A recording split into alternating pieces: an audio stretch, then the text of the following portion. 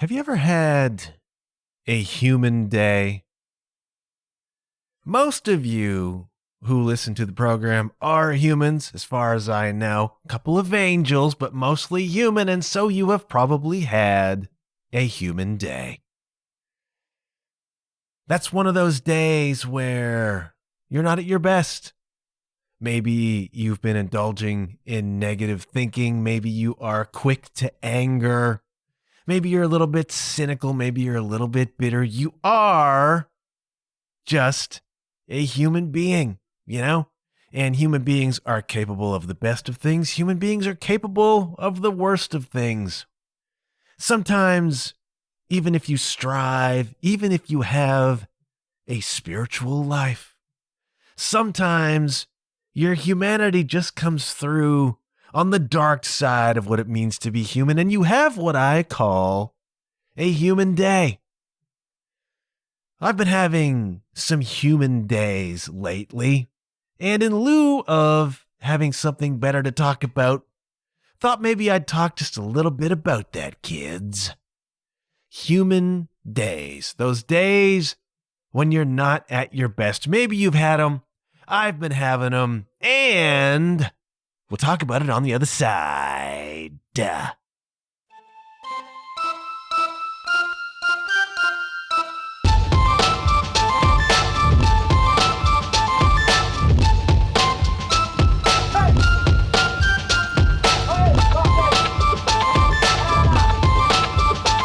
Hello, you're listening to the John Huff Podcast. Oh, yay.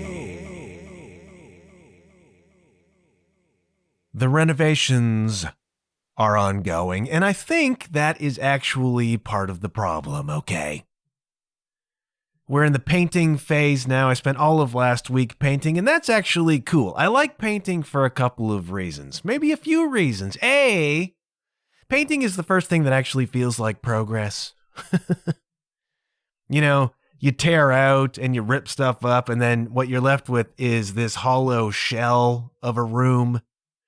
And it's all just tearing down. It's all just destruction. But then when you start painting, you're starting to put things back together again. You begin to feel as though you're reaching over top of the mountain and beginning to coast back down the other side. And so painting's okay for that reason. And I'm actually kind of good at it. Now, we know that I am not a handy person.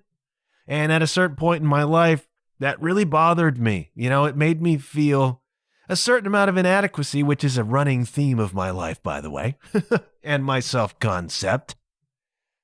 Some people are just not mechanically inclined, and I am one of them. And I've learned to accept that, okay? I said on an episode 2 or 3 weeks ago, maybe just a week ago, I can't remember, about one of the things I've learned from renovations is you pay professionals to do the freaking work. Especially if, like me, you are A, not inclined to the work, and B, not inclined to be inclined to the work. I don't care. I don't want to learn how to do it. Just have it done, man. Painting, however, I actually have something of an ability to do. Bit of a steady hand, and it appeals to the OCD in me. Painting appeals to my compulsive tendencies because I really like to get the lines right and to cover the space properly. And there's something in the motion and the coverage that really appeals to that OCD part of me. So I don't mind the painting, but it was a lot, all right? It was a lot. It was basically a solid week, painting out the ceiling, coat of primer, 2 coats of paint on 2 substantial rooms. I mean, there was a lot.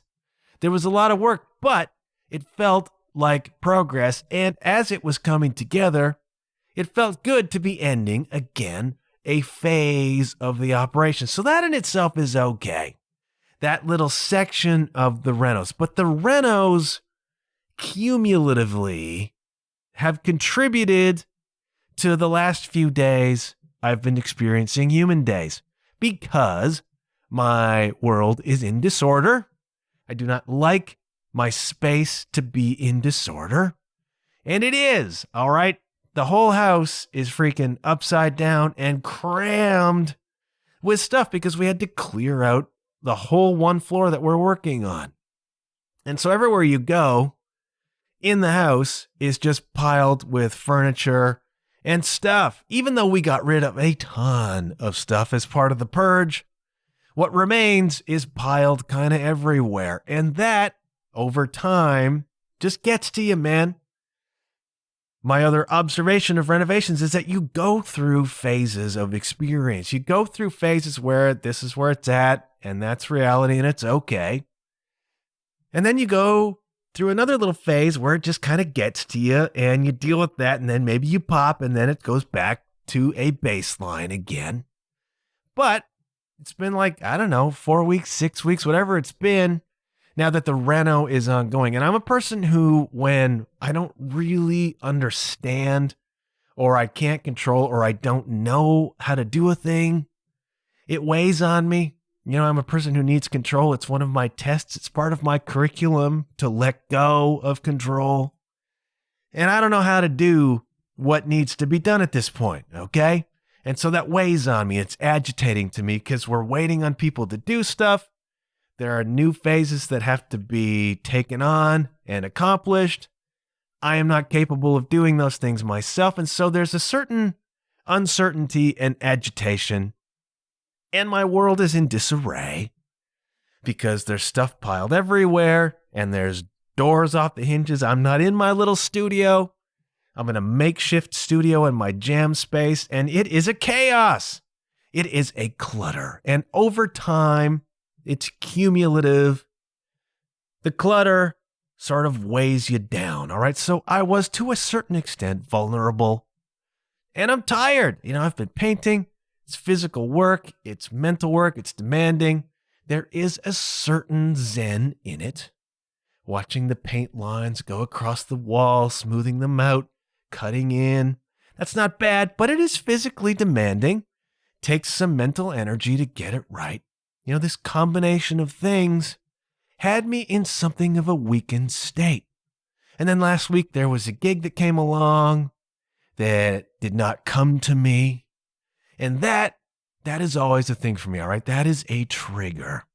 I still have certain sensitivities around my playing. I still have a certain amount of imposter syndrome, you know, and the default for me, when a gig doesn't come my way, that might have, you know, a couple of things happen. One, I go into this kind of panic about my playing not being desired on the job, not wanted on the voyage, you know. And it's easy for me to get wrapped up in this age-old story of inadequacy that I have. And that attaches to my playing in a really visceral and powerful way, okay? Because I am a reasonably good drummer. I ain't no superstar, man. And I've talked before about this kind of pressure you can have in the social media age to be an absolute flying superstar. Even though a lot of what we see on social media is straight up smoke and mirrors. It's still very easy to get caught up in that. All right, so I have self-consciousness about my playing. It's something that I'm getting better at. It's something that I'm working through with much, much, much accumulated experience now.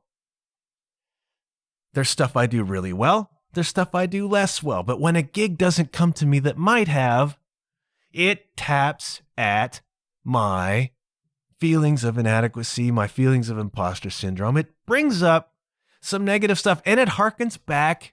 It pulls up some of my personal prejudices, some of my personal bitternesses about being a side player. Now, this is not going to be news to you if you've been listening to the program. Being a side player leaves you very, very vulnerable to the whims of hiring artists. You get the gig, you don't get the gig, you're dismissed from the gig. It can feel, as a side player, like you just absolutely do not freaking matter. And there is some evidence to bear that out, okay? I'm not making it up. I am particularly sensitive to things, all right? That is my curriculum. That's for me to sort out.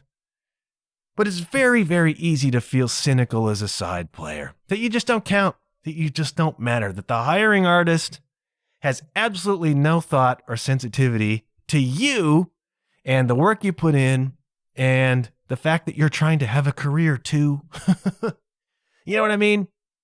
It can feel that way. And depending on your frame of reference, depending on what you choose to put your focus on, life can bear that out. If that's how you see it, then that's how you feel like it is. And sometimes that's justified and sometimes it's not. All right, I have been burned in the past.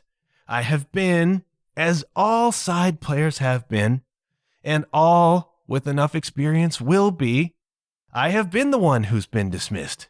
All right, I have been the one who has worked his tail off and had it go south on him. All right, and that, especially in my early days, when I was not as conditioned, when I was not as wizened and weathered as I am now, when I was not as experienced, when I didn't get the lay of the land the way I understand it to be now, I took that real hard and I took that really personally. All right, it was a deep wound. And it has almost nothing to do with the act of dismissal itself. All right, it harkens back to much, much deeper stuff, childhood stuff that I'm not going to go into now. But these feelings of inadequacy that get really poked when somebody rejects you, man. And when you are attached to a gig, when you are attached to an artist, that attachment is what causes suffering, and we're going to get to that in just a little bit, all right? So there was a gig that didn't come my way, and that's fine.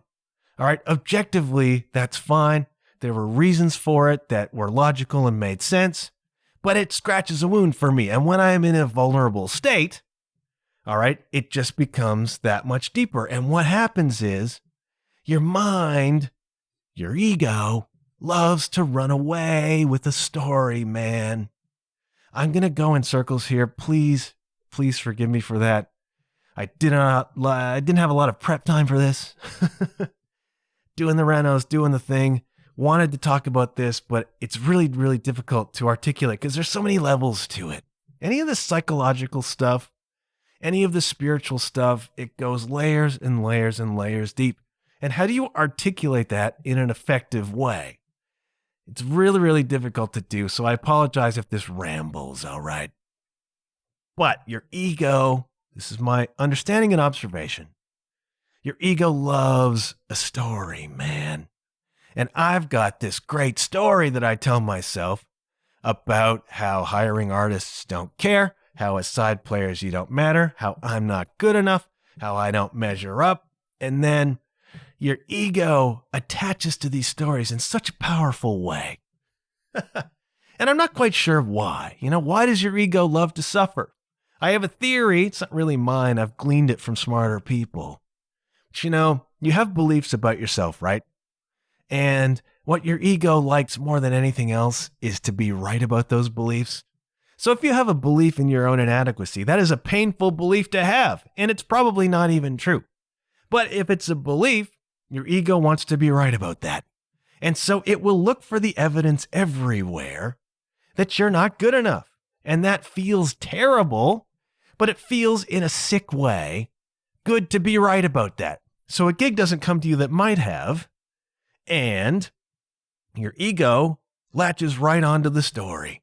This always happens. I'm not good enough. People don't recognize my value. People don't appreciate me. People don't respect me. And your ego is like, yeah, I believe that about myself. So let's take all that evidence, which feels awful, and be right. Let's at least be right in our low opinion of ourselves. And there's an antidote to this, okay? There is an antidote to the story. First of all, stories feel sick. All right, negative stories feel sick. You want to know if you're wrapped up in a story or not? Think about how your thoughts feel. I'm going round and round. No, I'm tempted to go round and round on what not getting this particular gig means existentially about me, all right? When I was younger, when I was less experienced, when I was more attached, it would send me down the freaking rabbit hole. It would send me down into a deep depression about how unfair the world is and about how lousy I am and how it's not even worth bothering, man. None of that is true, all right? And I did not go down such a rabbit hole this time because I've done the work on myself. And I've begun to recognize these things, right? So the question you ask yourself, A, you recognize that you're in a negative thought cycle. You're in a negative story because it feels gross.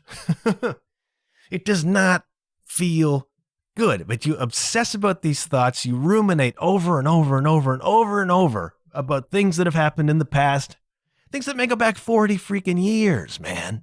Stuff that should have been let go of a long dang time ago that you hold on to because your ego likes to be offended, because your ego likes a story, because your ego likes to be the center of that story, even if it's in a negative way.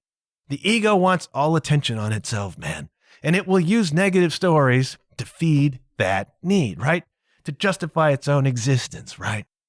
So you recognize that you feel gross when you're thinking these thoughts. And that tells you that you are in a negative thought spiral. You are in a negative story. All right? The higher part of you, the spiritual part of you, the part of you that comes from the stars, does not believe those things, does not want to be in those stories. And that's why you feel gross. The higher part of you is like, this is sick. Stop thinking this, ego. It's not even true. And that leads us to the next thing. All right? You recognize you are in a negative thought loop. You are in a negative story. Ask yourself the question, what is the truth? Ask yourself the question, what's the truth? I use this all the time. It's one of the few things that I use from a spiritual psychological sense that I think I actually came up with on my own. Everything else is borrowed from the masters, all right? Everything else is borrowed from people who are way smarter than me. What's the truth is a thing that bubbled up from my own subconscious, bubbled up from my own spirituality. Looking at a given situation, there's a huge story around it that's drama and probably mostly not even true, or at least a wonky perception. Step back. What is the truth? All right. Yesterday, I'm practicing the drums. I had sat on the drums for a week because I've been painting. All right. The time that I would normally have devoted to playing the drums was devoted to painting because we got to get this freaking reno done. All right. We got to get on with it. And so I sit down at the drums after not playing for a week or so, and it's just not there. All right. My hands, which are not great to begin with, are really not great. My foot is kind of stiff and stale. I'm working through some exercises. I sound terrible. I mean, it happens that quickly for me. All right. Whatever ability I have exists on such a knife edge that if I don't play for a week, I lose some of it. I'm probably not the only one. And so the temptation from the negative part of me, from the ego part of me, from Little John, as I've described him before, is to just throw his sticks on the ground and stomp away. I'm a crap drummer. I've always been a crap drummer. It does not work out for me. I didn't get the freaking gig last week because I'm a crap drummer. And look at me trying to play this freaking double stroke thing. It's terrible. I'm terrible. This is dumb. Why do I bother? After all of this time that I've put into practicing, how can I still be this bad? And you just want to kick over the drums and walk away and sell it all, man. And that is the story. Man, 8 years ago, I got let go from this gig because I'm a crap drummer and I'm just proving it right now. And when I was a little kid, I was rejected by, said, you know what I mean? Goes on and on and on and on. You get wrapped up in that story. What you do is you stop and say, what's the truth? What's the truth? I haven't played drums in a week. My hands are a little stiff. My foot's a little stiff. My technique's a little wonky. It's no big deal. I'm tired. I've been painting. It's Monday. That's it. That's the truth. The truth is, I'm just a little rusty, just a little stale. The end. Work on it a little bit. Come back today, work on it a little bit, work on it a little bit tomorrow. And in a few days, you're kind of right back where you were. That's the truth. You know, what's the truth of the gig I didn't get last week? Well, it was more convenient for someone else to play the gig. That's it. It's not personal. You know, it's not an indictment. It's not a reason for the drama. But this is what happens, you know, if you are prone to a negative thought cycle, if you are prone to negative stories, it's very easy to latch onto them. And if you have this belief about yourself that you're inadequate, that you're not good enough, that stuff doesn't work out for you, that people don't respect you. It's easy to glom onto stuff like that and use it as fuel for that negative belief because your ego wants to be right, man. And so I was flirting around with this. All right, this was beginning to seep in. I was tired. I was vulnerable. My house is in disorder.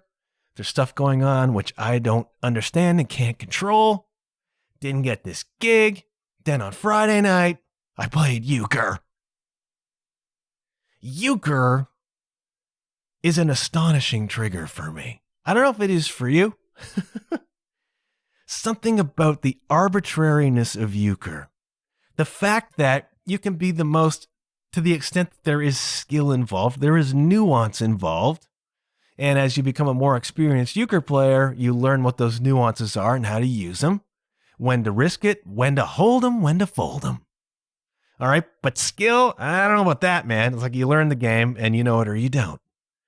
But the arbitrariness of it, because you can be the best, most intuitive euchre player on planet Earth. If all you get are 9s and 10s, you're just not going to win, Jack. It is so arbitrary. And there's a part of me that is wrapped up in a story about arbitrariness, about having bad luck. My luck is the same as everybody else's freaking luck. The distribution of cards over time is exactly the same for everyone. But for some reason, with euchre in particular, if I'm not getting the cards and I'm not winning, that feels very personal to me. And this deeply rooted sense of inadequacy pops up. And it's like, it's proving that I have bad luck, and I need it understood that I'm a good euchre. I don't even know why. It's ridiculous. It's absurd. It's the dumbest freaking thing on earth. And I don't know why it triggers me to the level that it does, but it does. And so, in addition to all this other stuff, Reno, didn't get the gig, tired, played euchre, had a lousy night. Had a lousy night with the cards, all right?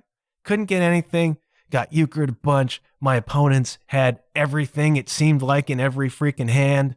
And maddening to me, and it shouldn't have been, that's stupid, and it's childish. And I use the word childish very deliberately because it's something in my childhood, all right? All of this points back to some childhood thing or series of things that occurred that taught me these beliefs about myself and the world before I was old enough and had enough brain development to rationalize them. And this is the problem.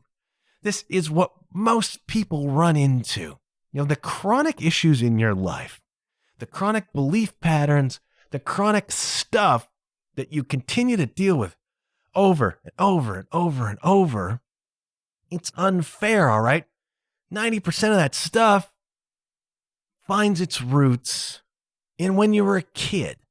You're 0 to 6 years old, right? You have no rational filter. You have no life experience. You don't have the brain development to look at things objectively. From ages 0 to about 6, you are a sponge with no filter. Everything that gets said to you, everything you learn, everything you perceive, you take at face value as truth. So a lot of whatever limiting beliefs you have, whatever it is that holds you back, that makes you angry, all of this stuff finds its roots in childhood. And so there's something in the game of euchre and the arbitrariness of it that triggers a childhood thing in me that I'm still trying to sort out, you know. And when I come into it in a weakened state with renos and a gig and whatever, it all just sort of piles on. And so I have this I'm teetering on the edge of a negative kind of bubble. And I feel rising within me this tension, all right? Part of that is the anger invoked by euchre for whatever stupid reason it is. Part of it is the fatigue, but I just feel this tension. I just feel this tension coming into my chest. It is a physical thing, all right? It is a physical sensation. You can almost locate it. This part of me that needs addressing. This part of me that needs, if you listen to the Anxiety RX podcast, the host of that show, medical doctor, whose name escapes me at this moment, and I'm sorry. He talks about anxiety as being a physical thing put there during childhood, and it is actually a younger version of you crying out for attention, to be addressed, to be soothed, to be resolved, So I feel this physical tension as I'm beginning to have human days of negative perception, days of bitterness, days where it's very easy to start talking about how you get screwed over as a side player and how there's no opportunity. And it's so easy. And I begin to feel this physical heaviness, physical sensation. That's really, really important to recognize this beginning to happen. And I did. And then, there were some conversations with people about the side player. Like, how easy is it? How easy is it to commiserate? How often do you sit in the lunchroom with your colleagues and just commiserate about how lousy it all is? And we're very good at reinforcing each other. It takes a very perceptive and aware person to extricate from that. And I'm not that good at it, man. So it's easy to have an indulgent conversation about how overlooked you are, or side players more generally are not valued. Very easy to fall into that trap, self-righteousness, martyrdom, justification. I'm great at it because it props up all those beliefs, man. I'm great because it's sickly sweet, And so I had a couple of those conversations. I should not have indulged them to the level that I do, which is not to say that you shouldn't blow off steam. All right, sometimes a commiseration is exactly what you need. Sometimes expressing these things and getting them out of your system is exactly what you need. But you need to be able to do that in an aware kind of way. Otherwise, you're just making those beliefs more solid. You're just making those attachments tighter. And I was able, throughout this process, to recognize this happening. Felt the sickness of negative beliefs, felt the stories happening, right?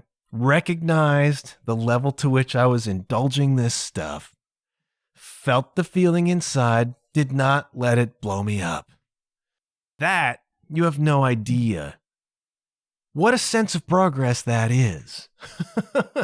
There was a point in my life when all of this stuff would have sent me down into a depression, would have sent me down into really deep negative beliefs. And I'm beginning with therapy, with meditation, with listening to spirituality, with reading spirituality, with trying to adopt a spirituality in my own life. I'm learning to separate from these things, to recognize them as in me, but not me. And maybe this is too weird for some of you. I don't know. Maybe this is not what you want to hear. But this is where I'm at this week, okay? So I was able to at least recognize this stuff rising up in me. And yeah, I've been having human days. When I had human days before, deep depression, anxiety, bitterness, very dark cloud over my head. All right, my human days now are feeling a bit cynical. Recognize that I'm indulging some of these things. Let's pull ourselves out of it, And the way you do that is to begin to ask what's the truth and to begin to see situations for what they actually are. Friday night, I'm angry at Euchre. The world is against me. The universe is against me. Things don't go my way. This is BS. What's the truth? Got some lousy cards. Opponents got good cards. Opponents won. That's the truth. And the bigger truth, the more important truth, the thing to cling to in that circumstance. I was among friends on a Friday night. That's the important thing. Win, lose, draw. It doesn't freaking matter. It's cards. Who cares?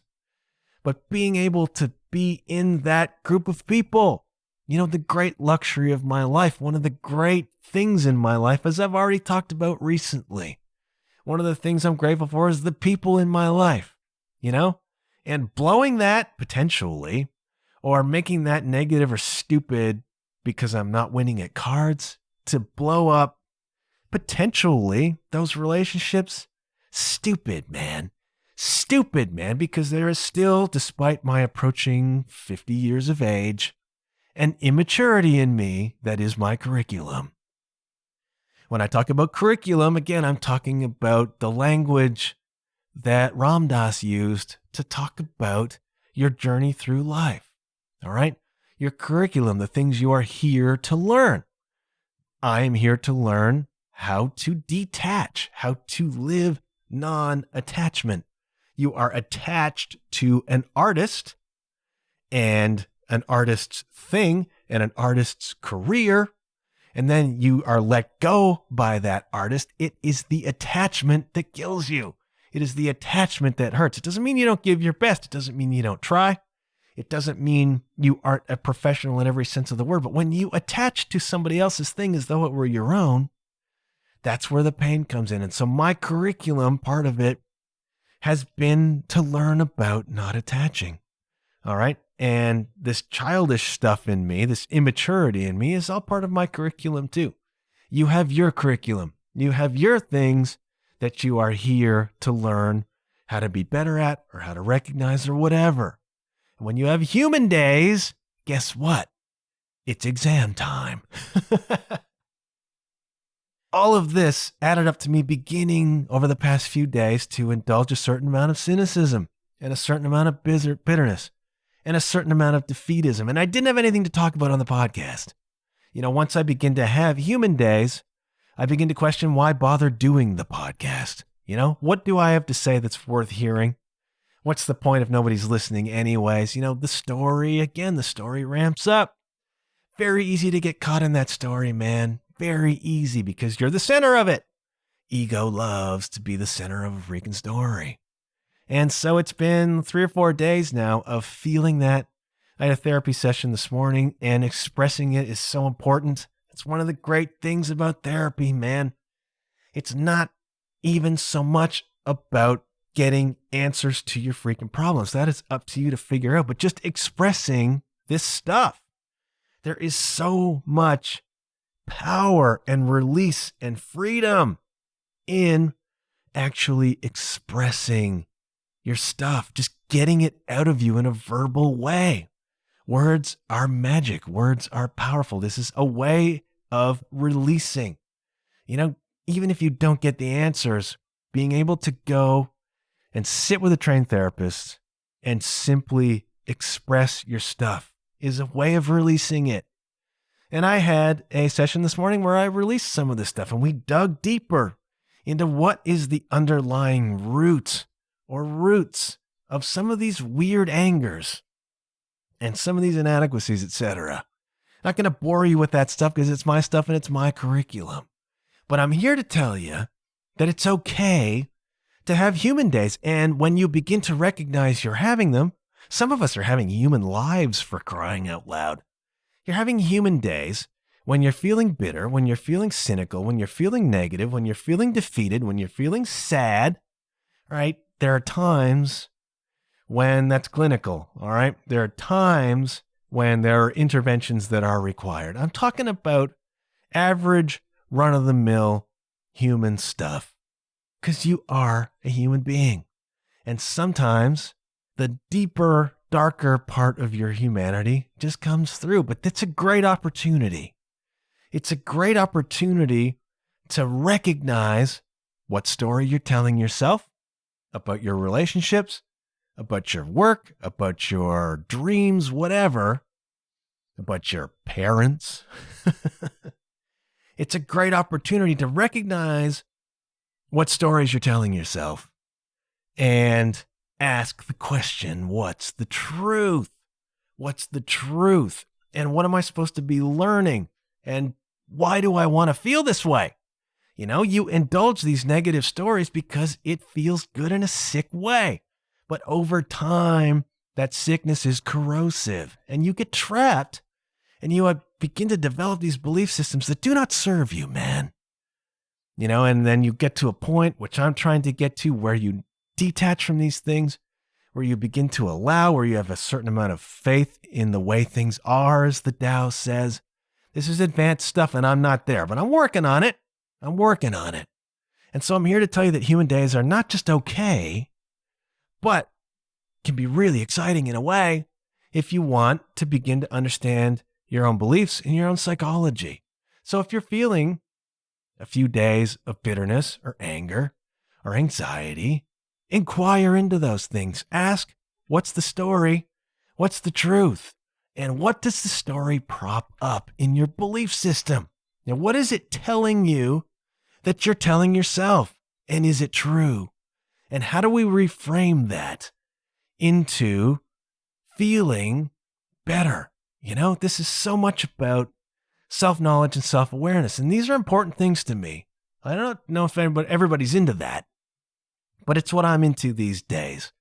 I'm into spirituality. I'm into beginning to understand why I am the way I am. It's why I went to therapy in the first place.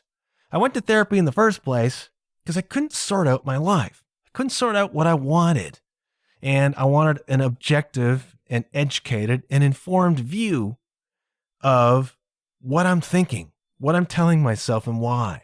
And I still haven't sorted out what I want, but I'm really getting these insights on where I'm coming from. And part of that, a lot of it, is just me talking through it with somebody.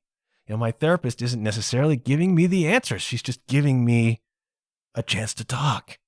And you begin to uncover your own answers as you talk about them, you know? And I find this really exciting. So again, if you're having a human day or a human week or a human month, begin to examine the stories you're telling yourself. Begin to ask whether they're actually true and what the truth is. Really, really powerful stuff, man. And it's been me over the past few days. And I guess I'm just being vulnerable here, kids. In lieu of something more fun to tell you, this is what's going on. And I think it's 100% universal. We are all humans. We have these emotions. We have them for a reason. And instead of indulging them and getting lower and lower and lower, it's time to challenge them, to ask questions of them, and to learn from them what we can learn about ourselves that points us in the direction of believing and aspiring differently. I think that's pretty freaking cool, and that's what I'm taking from my human days. I would be remiss if I did not give you some new music to listen to, but before we do that, I will do very quickly the Patreon plug. Yes! There is a Patreon page for this podcast. It is patreon.com/JohnHuffPodcast. That's patreon.com/JohnHuffPodcast. Where for the low, low price of $5 a month, you can support the program. All right, I do not want to do ads on here. Ads drive me freaking crazy. I listen to a lot of podcasts. I fast forward a lot of ads, all right?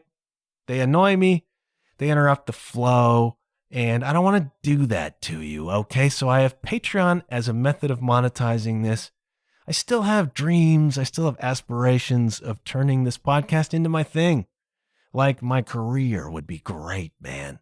And independent podcasters need that kind of support. You know, we are up against big podcast networks, big media money, celebrities who come. You know, as I've said, I've heard Jan Arden's podcast advertised on terrestrial radio. Can't compete with that, man. So I have a Patreon page for those of you who are being educated, inspired, you know, are getting new music from this show. If you're getting something from the program or from any independent podcast, please consider supporting that podcast. This takes a lot of work. It takes a lot of time, and it would be wonderful of you to consider supporting the show on Patreon. If you can't do that, that's totally fine. You don't want to do that, that's okay too. The podcast will remain free and accessible where you enjoy fine podcasts. You can support by sharing the episodes. You can support by telling your friends. You can support by leaving a rating and review on your favorite podcast platform. All of this stuff helps the show with visibility. Visibility is kind of what we need in order to sustain this stuff, you know? So if you're getting something from it, please consider supporting. Please consider sharing. And merch is also a great idea. john-huff.com/shop. I got some cool t-shirts. I got some cool mugs. I have some merch there that It's a pretty seamless system, actually. You order it online, it comes right to your freaking door. Please consider some merch, and thank you to all the people who have done that, all the people who have done all of these things, whether that's supporting on Patreon, buying merch, sharing the episodes. Really appreciate it, man. It warms my cockles, tells me that it matters to some people out there what I'm doing. And I really appreciate that feeling, and I say that sincerely in my real voice. Thanks a lot for supporting. I do appreciate it. Patreon.com/JohnHuffPodcast. Thank you ever so kindly. Really quick, really quick, because I haven't got a whole lot of time to edit today. New music, all right? Something that you may not have listened to that you might want to consider. That'll be different for a lot of you, all right? It'll be very different for a lot of you. Jazz guitarist Oz Noy. OZ space NOY. Had no idea who this cat was until a video popped up on YouTube in the past few days, and it's Oz Noy and his band in the studio just playing this song, and it is jazz fusion, all right? This guy is a virtuoso jazz guitar player, and he's in the studio. This is just an instrumental song. It is called Chocolate Souffle. And I don't normally go for this kind of thing, all right? Jazz, guitar, fusion, not really my bag, never has been. But something about this particular song just really grabbed me, man. And it has a lot to do with the groove like butter laid down by the great Vinny Colaiuta on drums. Vinny, some of you don't know Vinny. All right, if you're a drummer, you do. If you're a musician, you do as well. Vinny Colaiuta, one of the most recorded people happening in the scene these days, and always in the conversation. When the question of who the greatest drummer on earth is comes up, Vinny's name is always mentioned. And Vinny's just being Vinny on this. He's playing like this cool, like kind of slower tempo jazz shuffle thing. Really tasty, just really in command. Everybody on this track is a freaking virtuoso, like the hottest band you could have, I think, to play this stuff. Oz Noy is an amazing guitar player. It's just a nice, cool, groovy freaking tune. So if you're not accustomed to listening to instrumental jazz fusion, not a lot of people are, this is a really great one. And Oz Noy he's got a bunch of records out. He's known. He's a big. You don't have Vinny playing on your record unless you're somebody. Or Keith Carlock or Dave Weckl or any of the other huge names that have recorded with this cat. All right, Oz Noy is one of the guys. I had no freaking idea because it's not my bag. It's not where I listen. Really like this one, though. You know, I love a deep pocket, love a nice shuffle. Vinny is playing at about 10% of his technical capability, but 100% of his feel, man. And that is what's so important as a drummer. Vinny's got amazing feel. This is a cool song, Chocolate Souffle by Oz Noy. Really freaking dig it. So go check that out. I will put that, of course, on the John Huff podcast, referenced on the podcast 2023 playlist, and the playlist on YouTube. All right, it's all there for you. You want to go check it out. Another one, something more traditional in the idiom of this podcast. A band from Sweden called Soraya Sign. I think that's how you say it. Sarayassign. Soraya Sign. This is a hard rock, metal, prog kind of situation from Sweden. They released this tune called When All Lights Go Out, which is just great. This has been out for a few weeks. All right, I've been doing the reno. I haven't been keeping up as I normally would with the new stuff that's coming up, but I had this on my playlist for eventually.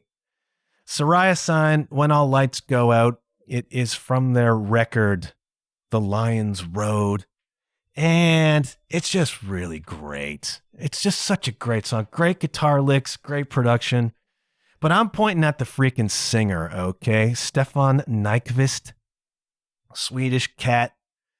Great voice. The whole song and his voice reminds me of Queensryche, okay?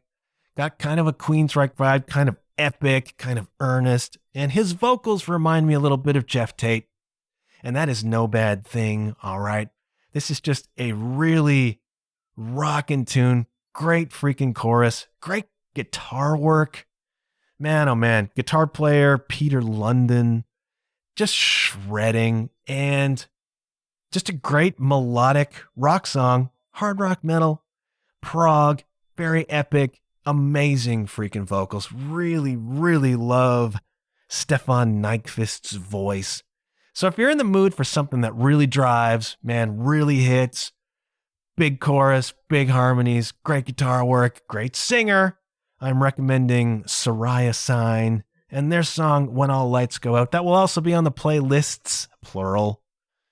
Great stuff, man. Great stuff. I am marveling at how much great music I'm hearing. For the last little while, I've been going back over the playlist for this year. And just some of the songs that I've encountered.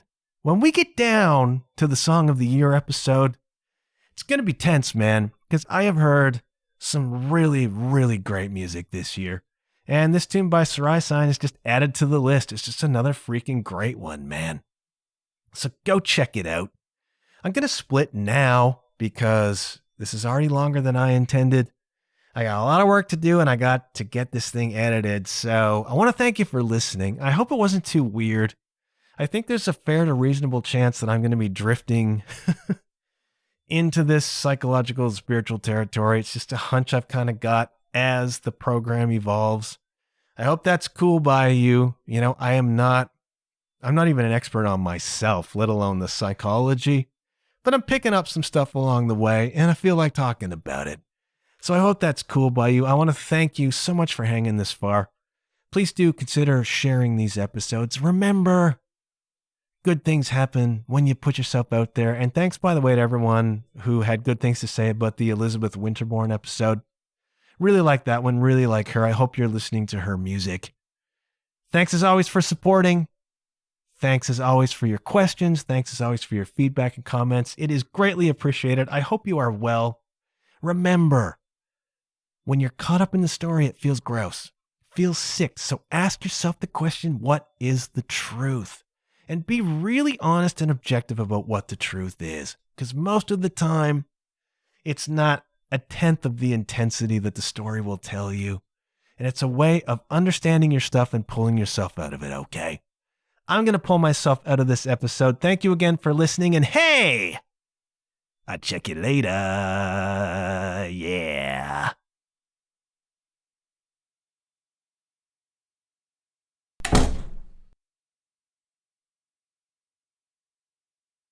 I would sing the chorus from When All Lights Go Out, but that would be a grave, grave injustice and a travesty against the vocals of Stefan Nykvist.